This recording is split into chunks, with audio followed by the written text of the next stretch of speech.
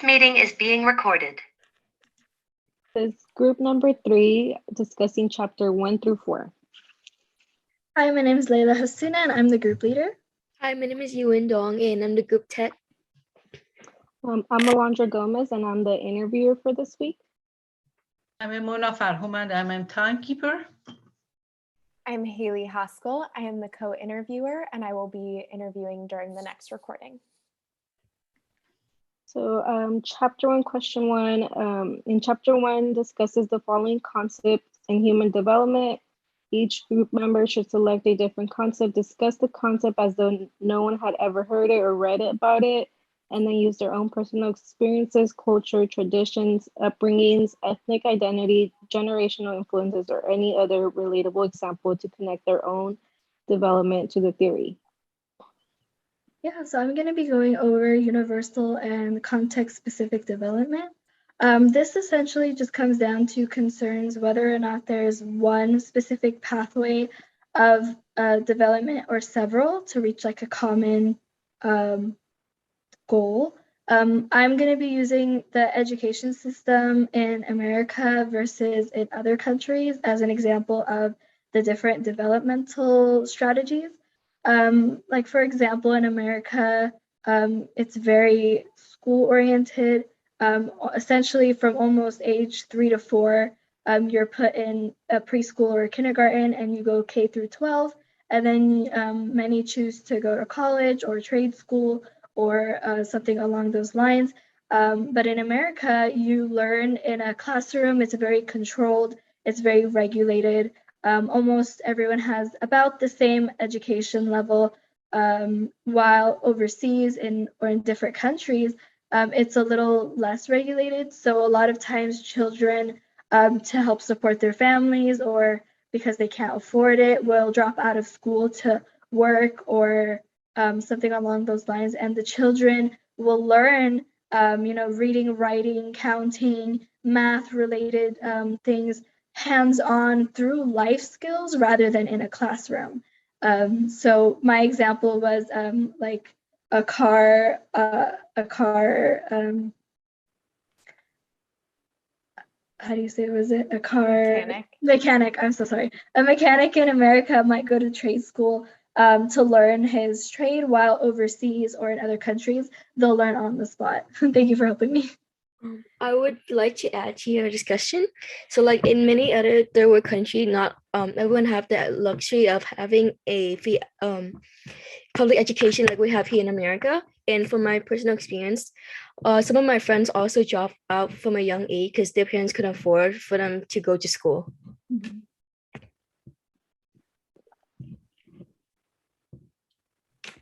Oh, and then the next topic would be nature versus nurture, and it's a debate whether a person upbringing or genetics determine who they are, and nature can influence a person through genetics or heredity, while nurture shape a person through their own personal experiences. And today I'll be using diabetes as an example because it's a disease that runs in my family. Since both my grandma and my mom have it, so through nature, I would have a higher possibility of having the disease. However, through nurture, I can reduce my chances of having it by maintaining a regular healthy diet and do regular exercises. Okay, so the next one is social cultural forces, which is one of the 3 forces that falls under biopsychosocial framework. And scientists consider this when trying to explain why we develop the way we do. Social cultural forces include interpersonal, societal, cultural, and ethnic factors that all have influence on our development. Societal factors include our close friends, extended family, close family and friends, teachers and coworkers. It can also include institutions like school, our workplace, and media as well. So the society in which we grow up informs our culture. So one of the biggest social cultural influences that I think we have at the moment is social media, especially with the younger generation who have all grown up with social media. For example, my younger sister, she's 11, and she spends a lot of time on social media and apps like TikTok. I'm sure a few of us have it too, but I can see her development is shaped by it a lot. Um, if you've ever been on the app, you know a lot of people on there have the same mannerisms and qualities and things like that. So it shows, it's a great way to show how social cultural forces influence our development. Okay, I want to talk about the biological forces. When we heard about the biological, we thought just all genetic that we carry from our parents, but biological forces, it means how the nature and exercise influence the, the all genes. For instance, average of the Vietnamese people, they are short, but we have a neighbor, they have 2 boys, they are very tall. When I talk about this matter, she said that because they are American, they eat a lot of meats and they doing exercise every day because they are in a basketball team. So we can see that nutrition and exercise can, how to influence the genes that they make it change. All right, the next topic we're going to discuss is the psychological forces. This is another one of the biopsychosocial framework that Alondra had mentioned previously, where there are 3 forces that have a great impact on how people develop.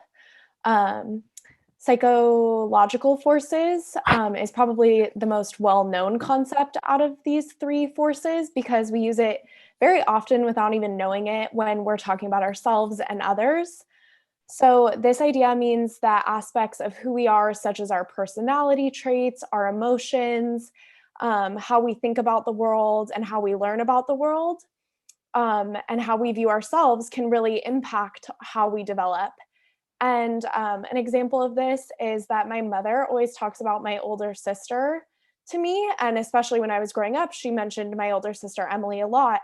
And she would describe my sister as someone with a very type A personality, meaning she was very ambitious, highly organized, super goal-oriented, and determined. She was also very shy and way less emotional than I was. And now that she's an adult, she is a little more outgoing, but she still has a lot of those same personality traits that were there when she was a child, the very type A personality. And so my mom would always say that she could almost predict what kind of human Emily would turn out to be. And all of Emily's choices have been heavily influenced by the person she is and how she views the world. And in turn, those choices developed or shaped how she developed. Does anyone have a response to Haley real quick?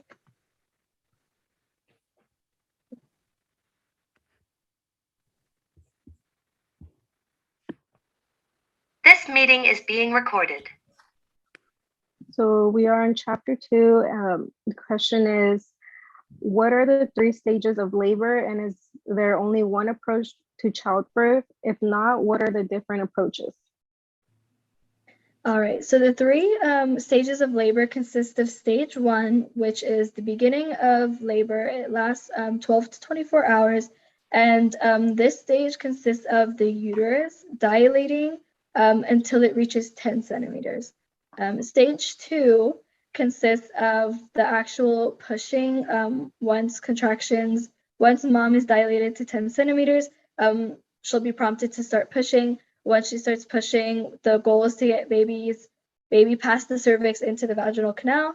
And then once crowning begins, this crowning is also in stage 2, and crowning is when the baby's head starts to appear out of the vaginal canal. Stage 3 is after the birth of the baby's out. Stage 3 consists of mom delivering the placenta, called the afterbirth, which essentially ends the birthing process. For the approaches to childbirth, there's never just one approach. Childbirth, there's many approaches. Some common approaches are knowing that the more educated parents are, the smoother a birth will go, because if they're aware of each thing when it happens, there's less fear. A second approach is having natural pain methods over medicated pain methods. So kind of practice breathing, visualization, all in hopes of reducing stress. Because when one is in stress, they're in fight or flight mode, and that increases pain. So our goal is to reduce pain. A third approach is to have a supportive adult present, whether it be the father-to-be, a close family member, close friend, or a doula, which is a professional birthing assistant.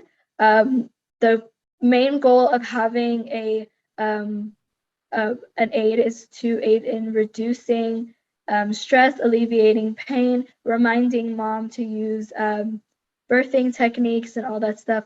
The last approach is a home birth. Less than 1% of babies are born at home, but a lot of women who do birth at home claim they feel more relaxed and empowered birthing at home. Birthing at home is only recommended if your pregnancy has been healthy. I have one niece and two nephews. My sister has three children, and I was lucky enough to be present at each of her births, or each birth of the child. And she decided to opt for not the home route. She went to a hospital, had an epidural, used all of the pain relieving strategies that you're talking about. And even then, it seemed like a very, very painful process. Yeah. So, but we definitely walked her through all of those, like, deep breaths. She used the yoga ball, and luckily she ended up having the quicker side of labor. It didn't take 24 hours like I know some births do. Yeah. So you could say you were her individual, her doula. Her doula. That's awesome. Yeah. Okay. Sorry. The next question is from the section of the book, Mechanisms of Hereditary. Describe how life begins and the mechanics of DNA, including genotype versus phenotype. Okay, so mechanism of heredity. Life begins with the fertilization of an egg and sperm producing an offspring, and that offspring will then inherit a copy of the 23 chromosome from each parent.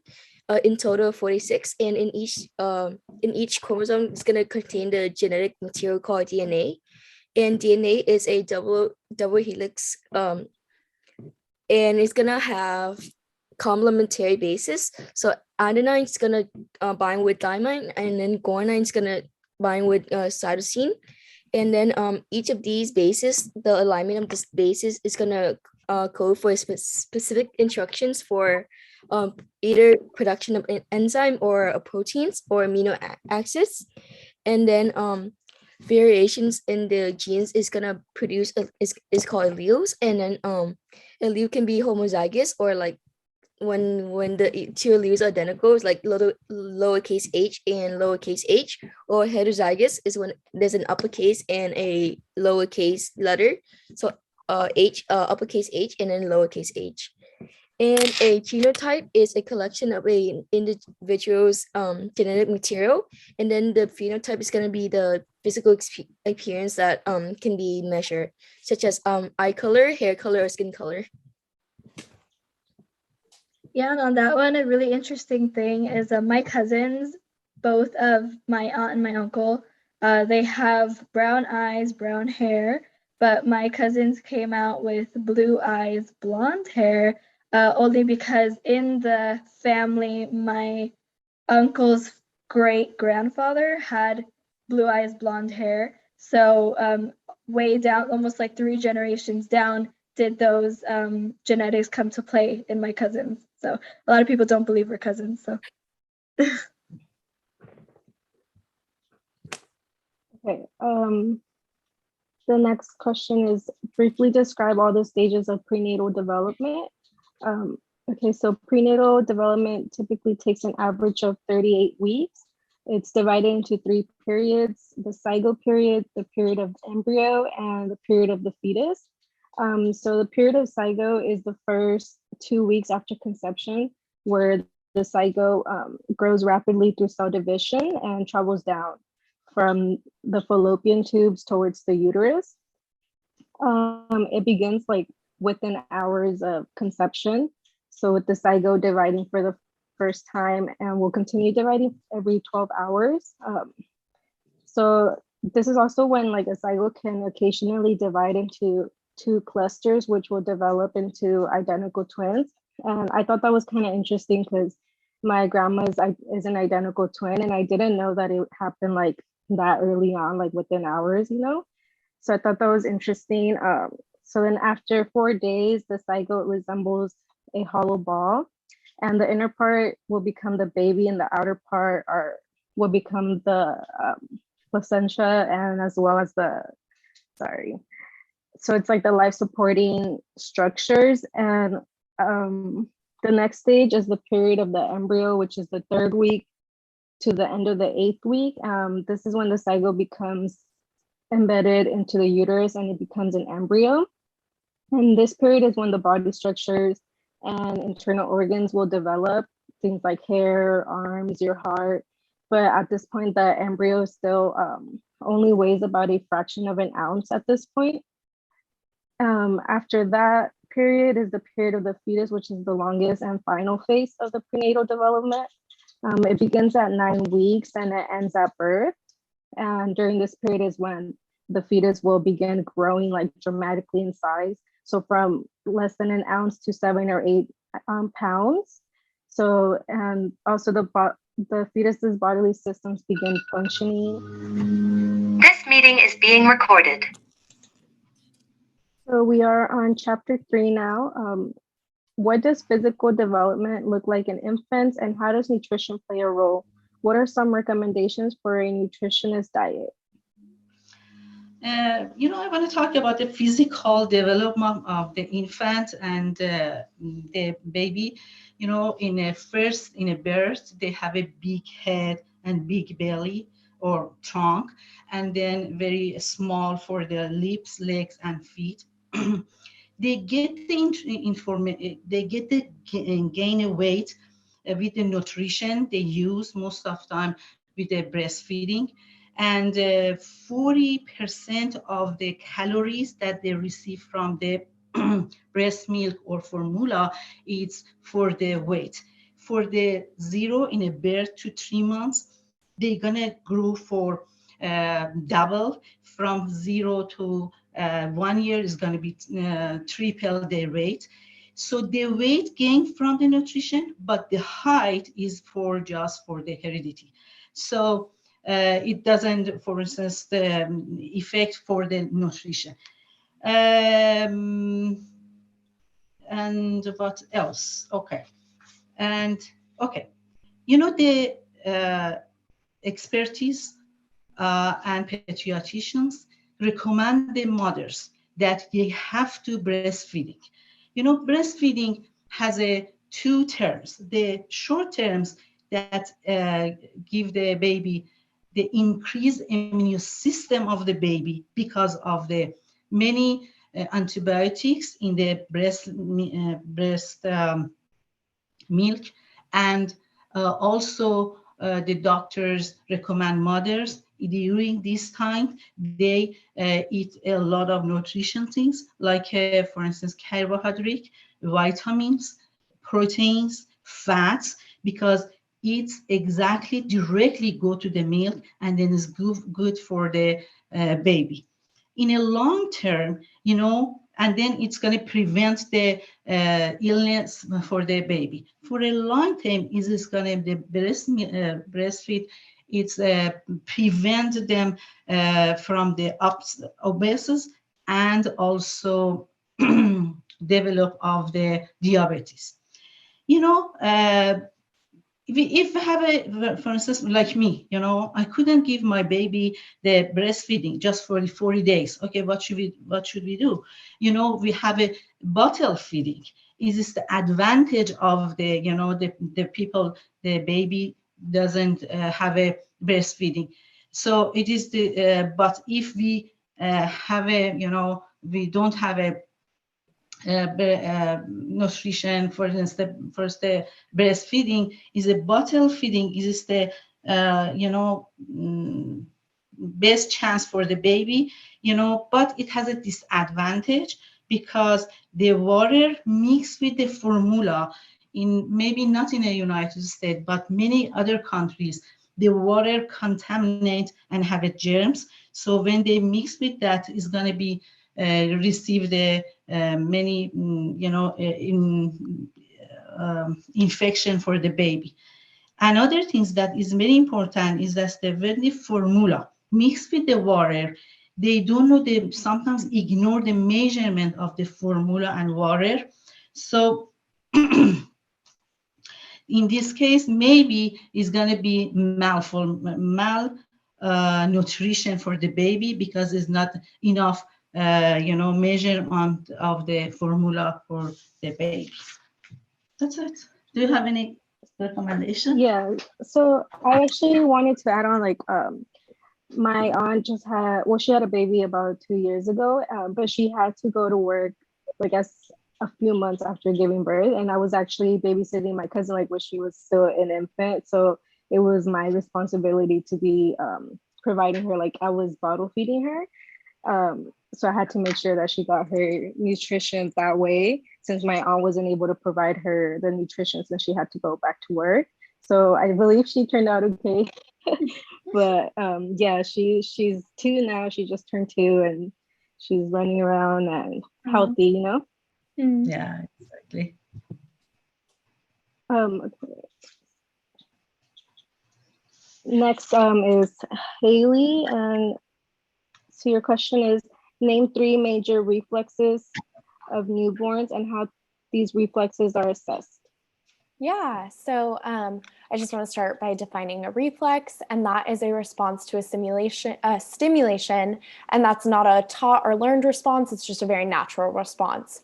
So one response that newborns have is rooting, and this is when something touches the cheek of a baby, the baby will turn its head in the direction of the touch.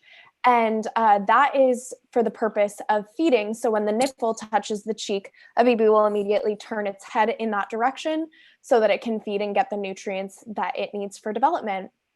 Another reflex that is very common is the palmar reflex. And this is when you touch the hand of a baby, they will close their tiny little fingers on top of that to grip the object. And this is for the purpose of gripping objects. For those 2 reflexes, I used to, when my niece was first born, I was only about 14, and I just had so much fun playing with her reflexes. I loved touching her palm and feeling her hand squeeze mine. It was like having a baby hold your hand, and I just loved that. And I used to stroke her cheeks all the time to watch her squirm around. So I have some really pleasant memories associated with that. So another reflex that babies have, and this one is to avoid unpleasant stimulus, and that's going to be their blink reflex. And that is when a baby shuts its eyes really tight in response to anything harsh in their environment. So a loud noise, bright lights. I see this one often because I work in a doctor's office, and when the doctor goes to shine his flashlight in the baby's eyes, they always make the same little scrunched up face and often cry along with that. So yeah, those are the 3 reflexes. Yeah. When the baby is born, they have a many reflex that the mother understand what's going on the baby, because they don't talk. They communicate with mothers or others. Is this a reflection? For instance, I remember the nurse come to me and then put the finger in his cheeks and then, oh, he's hungry. So how do you know that? Yes, because it just like that.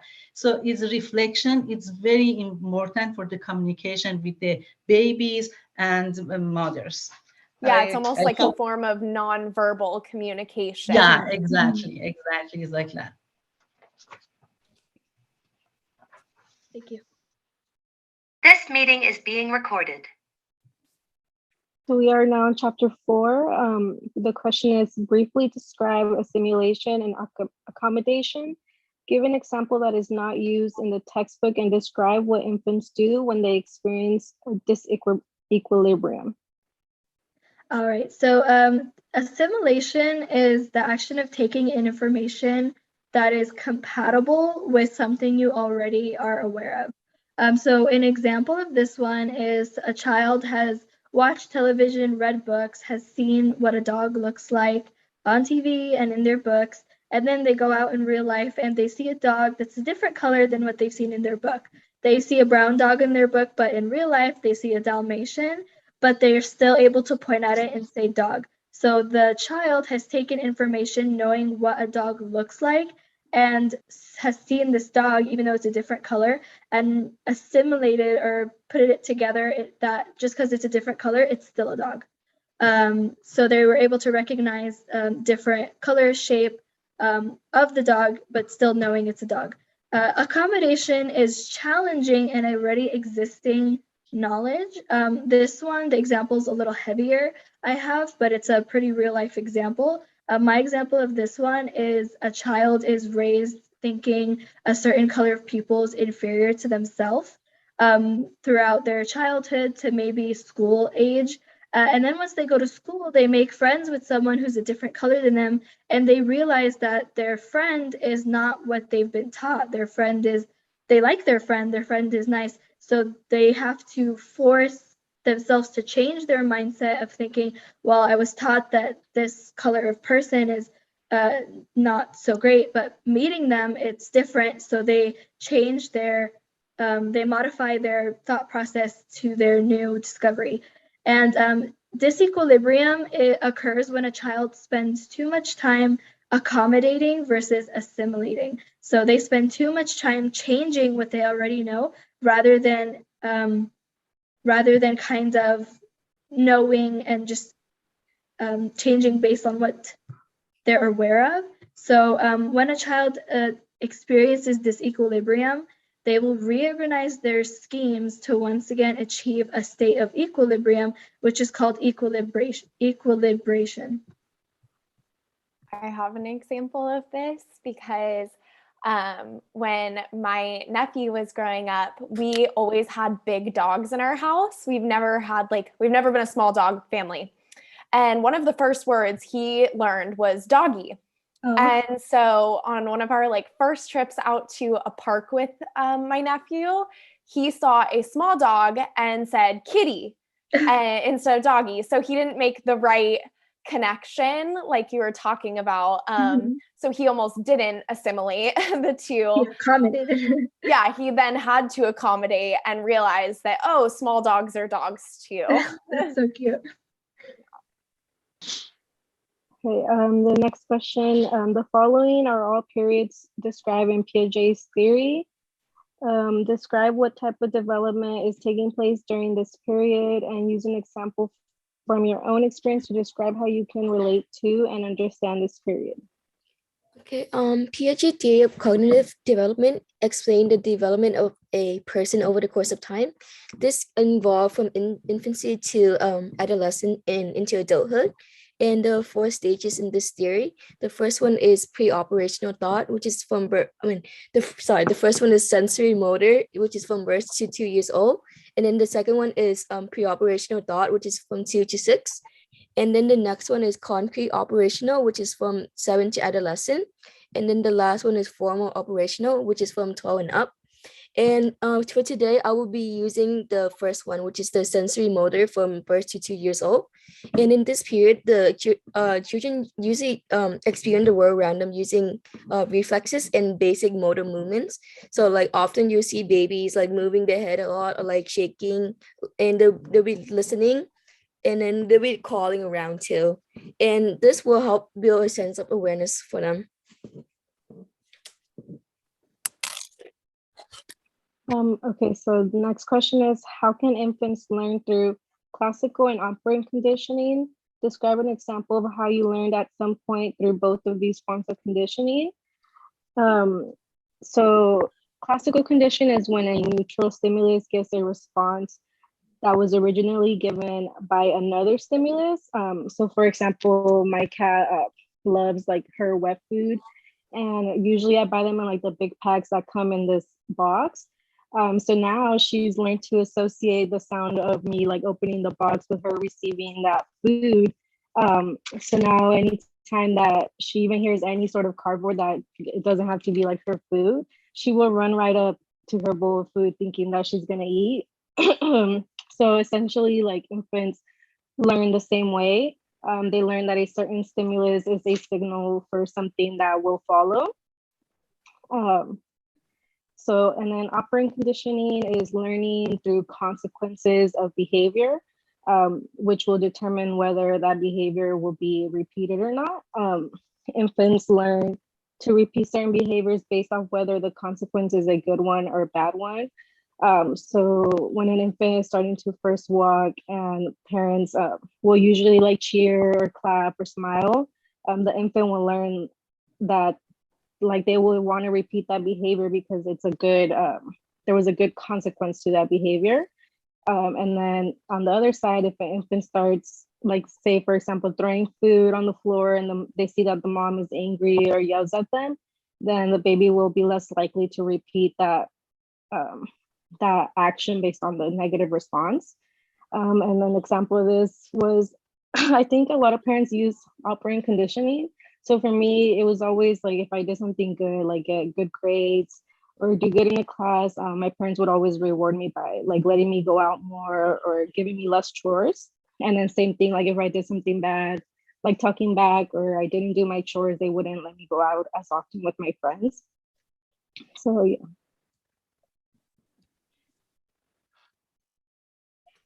Okay, so the next question, how can teachers or caregivers use the zone of proximal development and scaffolding to help young children develop? Please give an example of either time that you remember someone is in your upbringing using these two concepts to help you learn. You know, I think we are out of the time, Yeah. but I want to just tell that two of these theories is from the Vygotsky. He's a Russian psychologist. He just wants to say that the learning from others like teachers, caregivers, even the peers, it's gonna be maximum of the achievement for the children.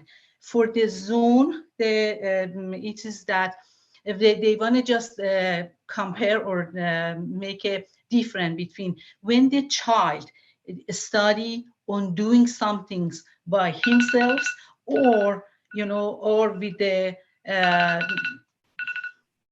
you know, some expertise like a teacher teach them, you know. And then scaffolding it means that when the children doing by himself and other teacher, for instance, teacher teach them, all the direction is the same. It means they don't learn, but we have to give him direction and then leave them alone, and then they discover the problem. I have a many example for this one, but I'm sorry, we don't out of the Awesome. All right, you guys, thank you for the discussion.